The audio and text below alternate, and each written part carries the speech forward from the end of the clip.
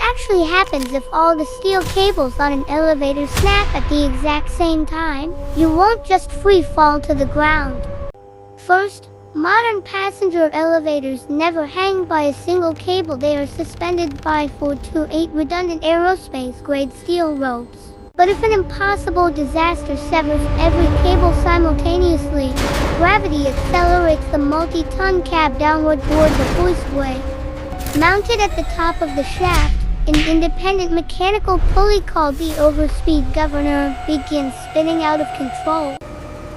As descent speed passes 115% of normal velocity, centrifugal force throws spring-loaded flyweights outward.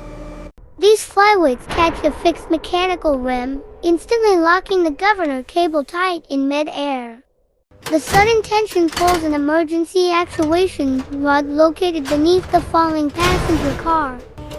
This mechanical lever jams pairs of serrated, hardened steel safety wedges directly into the vertical guide rails. The falling weight of the car forces the wedges deeper into the steel rails, creating thousands of pounds of pinching friction. Molten steel sparks erupt as kinetic energy converts directly into thermal heat, slowing the car to a controlled stop within feet. At the bottom of the pit, heavy-duty oil hydraulic buffers stand ready as a final hydraulic cushion.